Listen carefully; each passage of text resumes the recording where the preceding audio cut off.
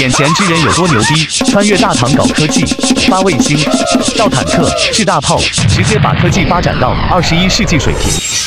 眼下雍州成了最大的变数了，有何方法解决？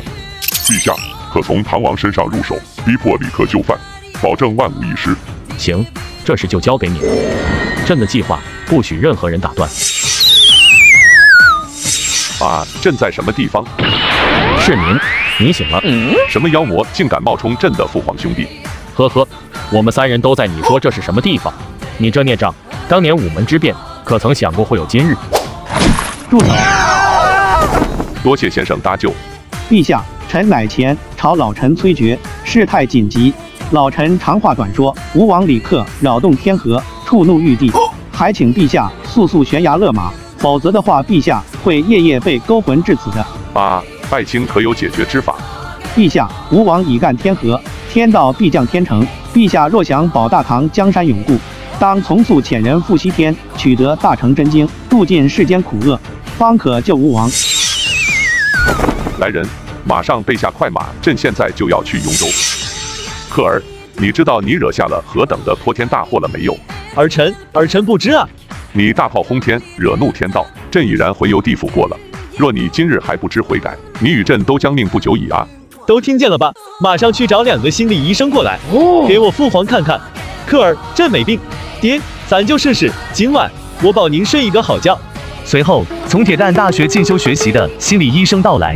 陛下，世间的一切都是有其自然规律的，怎么可能有鬼神存在呢？来，陛下，您盯着这块怀表。0点睡，6点起 ，ICU 里。我父皇看样子身子已经很虚了，需要好好休息一下。诸位叔叔不妨在雍州城逛逛，尝尝我雍州的美酒。怎么回事？唐王的魂魄怎么还没勾下来？不应该呀，怎么勾不动呢？唐王身边好像有高人护法了。什么高人护法？整个长安城最高的人就是魏征，魏征这会还在处理奏章呢。这觉睡得真舒服。陛下，你醒了。先生竟有如此神力，想那魏征自举人曹官都束手无策。先生如此跟朕回长安吧。陛下，曹明只是去年刚从铁蛋书院毕业的学生，是学艺最不精的那个。曹明会陪同陛下7日，治疗陛下。父皇这事再说吧。父皇来了这么久，我们出去逛逛吧。一到外面，唐王完全被小刀拉屁股，被好好的开了一下眼。老板，来一箱冰棍。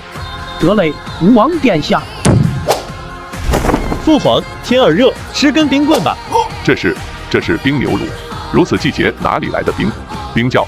这小铺子也不像是有冰窖的啊。父皇，这叫冰箱，是用电的。说了你也不懂，您就吃吧。陛下，末将昨夜已经逛了一下雍州了。您甭说是长安了，长安再过100年也成不了雍州这副样子啊！难道这就是科学的力量？不，这是系统的力量。